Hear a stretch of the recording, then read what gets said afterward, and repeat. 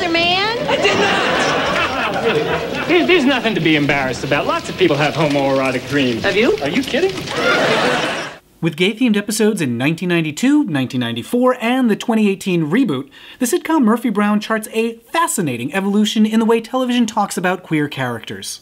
All aboard and welcome to Matt Baum's Culture Cruise, where we take a deep dive on LGBTQ themes on TV, in movies, in books, games, and more. This time we're looking at Murphy Brown, which had 3 gay-themed episodes spread out over years. In this video, we'll take a look at the 1992 Come Out Wherever You Are, which posits the radical idea that you may have gay coworkers. Culture Cruise is made possible by the folks who pledge $1 or more a month on Patreon, folks like Bob Armstrong. Thank you, Bob. There's rewards for backers. Head over to patreon.com/mattbaum or click the link in the description to join the folks who make Culture Cruise possible. The episode starts with Miles describing a dream he had about Rick, a new guy in marketing. They were wandering around Washington, D.C. and found themselves racing up the stairs of the Washington Monument, at which point We just shoot right out the top. and when they land in the reflecting pool, Rick turns into a dolphin. We swam, we frolicked. It was incredible. what happens next is even more incredible, and that is people caring about a dream that someone else had. Frank takes Miles aside to deliver some delicate news. You've just described the classic homoerotic dream. I'm sorry, I have to stop you there, Frank. Spurting out of the Washington Monument and turning into a dolphin isn't particularly classic as homoerotic dreams go. If you want classic, you'd need, I don't know, maybe some restoration fops in an antique store, and let's throw in Madeline Kahn holding a tiny dog in an umbrella for good measure. I hate you, my dog hates you, and I will never shop here again. Now that's what I call a dream. Anyway, Miles is thrown into a panic about his vision, and his coworkers do their best to console him. Unfortunately, their best is not very good. Lots of people have homoerotic dreams. Have you? Are you kidding? But what about that coworker Rick? Why did Miles have a frolicsome dream about him? You probably picked up on the fact that Rick was gay, and then your subconscious... What are you saying? Wait a minute. Rick's not gay. Ah yes, it's the return of our favorite sitcom trope, straight person in denial about the existence of gay people. We've seen it on All in the Family, Golden Girls, Designing Women, Frasier, and The Simpsons, so it's only fair that Murphy Brown should get a turn. She's not convinced by Frank's assessment. What? Was he wearing a t-shirt with a picture of a woman on it with a big red line through her? No, but just because a queer person didn't advertise themselves to you doesn't mean they don't exist. I'm sure Candice Bergen is aware of that since her first on-screen role was as a lesbian. Just how close were you and Kay? You ought to have asked Kay that. You're rotten. That's a filthy lesbian trick. Anyway, Frank thinks he's picked up on some tells. Let's start with the watch. Worn on the inside of the wrist, and the hair moosed. And did you happen to notice the color coordination between the tie and the socks? Corky's got a method too. If you want to find out, you just tell him he's got something on his heel. If he looks at it like this, he's straight. If he looks at it like this... The mystery is afoot. Is there any way to truly know if Rick is gay, other than, you know, asking him? To be fair, there's a lot of comedy to mine in the whole is he gay dilemma, particularly in the 90s when people weren't out and you couldn't just ask, and straight people made up wild ideas about how to detect queers in the wild.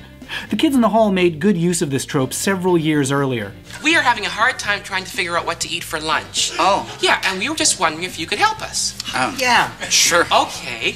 Do you think that we should have the steak or the asparagus and pasta salad? Gee, I guess you could have a bit of both. Of course, the reason that people weren't out and you couldn't ask them is because if the wrong person found out, you could lose your job or be murdered, which isn't funny. But it's maybe in part because of that Miles is miserable about the fact that he had an arguably gay dream. He starts to worry that he himself might be gay, and when Rick stops by the office, he's so stressed out he's barely able to function. Tell you the truth, Murphy, I've been so busy I haven't even had a chance to see anything yet. Not even the Washington Monument? Well, we've got to get you out on a tour, don't we, Miles? Oh, yeah, you bet.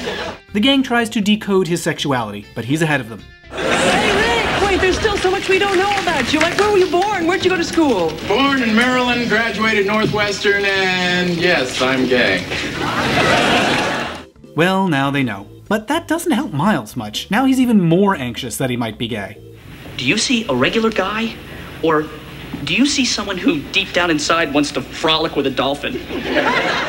Frankly, I think anyone who doesn't want to frolic with a dolphin is a weirdo, but Miles is still stressed about his dream and talks it over with Frank. And I just have to point out that for almost the entire scene, the shot with Miles is framed by an unusually curvaceous butt. I know it's just an extra who happened to stand in the shot, but gee whiz, that butt is just so prominent. The sheer fact that Miles hasn't noticed the lovingly cupped ass mere feet away is a pretty clear sign that he's straight.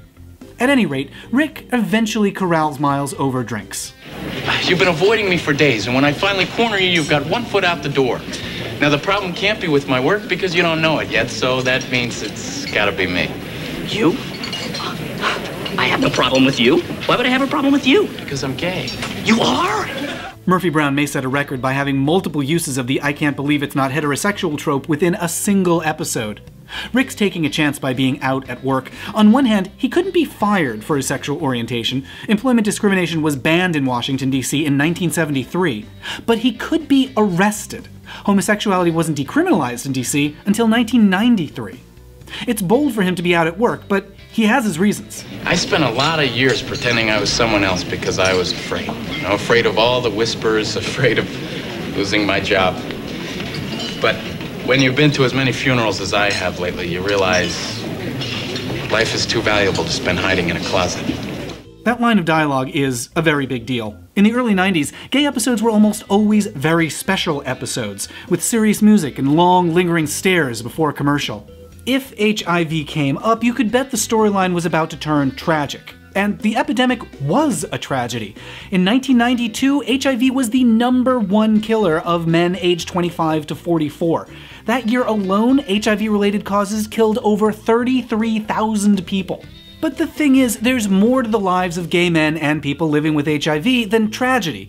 There's work and fun and family and going out. It's not a bummer all the time. Rick's experienced a lot of sadness and loss, and he's found the strength to carry on. He's taken a lesson from the epidemic, that life can be fragile and short, and you only get one turn, so don't waste it torturing yourself with the closet. Stop hiding, live, enjoy the life you've got while you've got it. The enormity of what Rick is saying breaks down Miles' barrier, and he comes clean about what's been troubling him. I am uncomfortable, but it's not because of who you are. It's because I've been thinking a lot lately about who I am. You? Are you kidding? Stop the presses, it's a new world record. 3 wide-eyed reactions to it coming out in a single episode. And I think this might be the first time a show has allowed a gay character to be the one who's surprised. Like Frank, Rick has a few tricks for telling if someone is gay. But unlike Frank, his tricks actually work. You're not attracted to men. You are attracted to women. And so far, your total gay experience consists of one dream. Miles, I'm not sure how to tell you this, but don't expect to be homecoming queen in next year's gay pride parade.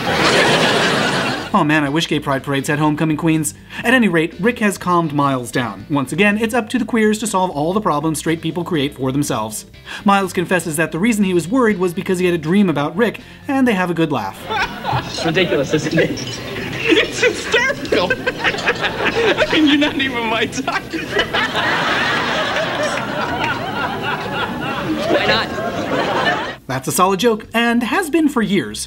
Not my type was also deployed as a euphemism for gay on Mary Tyler Moore. Ben and I aren't getting married. He's not my type. What do you mean, he's not your type? He is witty. He is attractive. He's successful. He's single. He's gay. And a similarly offended former homophobe also popped up on Designing Women. And even though I'm free at the moment, doesn't mean I'm desperate enough to go barking up the wrong tree. Do you understand what I'm saying? Yes, you don't find me attractive. Congrats to Murphy Brown for this episode's impressive multi-troping. To be fair, it's not the only show that is, let's say, inspired by episodes that came before. For example, now that they're getting along, Rick mentions that one of his gay friends wants to go out with Frank. Frank's not gay. Come on. I don't hate that joke, ending with the disbelieving "come on," and apparently Frasier liked it too. No, Dad's not gay. But Niles, come on. I tease these sitcoms for being similar, but I really am fond of them. This episode of Murphy Brown is doing a lot of work. For starters, it makes fun of the belief that gay people are so monolithic you can identify them based on how they wear a watch. It's also nice to see a happy, successful, confident, empowered gay character. Rick's not the butt of the joke. Miles is for being so uptight. Rick's shown to have a lot of personal strength for all he's been through, and he's quite brave to be so open. Plus, the episode shows that gay people are all around, in every workplace, whether or not you're aware of them.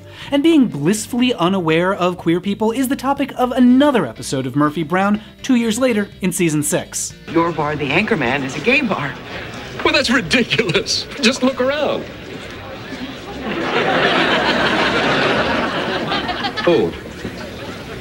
Oh my. We're gonna tackle that episode and a gay storyline in the 2018 reboot on the next Culture Cruise. But for now, we're pulling into port. Thanks for cruising along with us, and subscribe for more videos like this. Thanks to everyone who makes Culture Cruise possible with a pledge of $1 or more a month on Patreon. Visit patreon.com/mattbaum or click the link in the description to check out some of the backer rewards. And now, if you'll excuse me, I think there's something on my heel.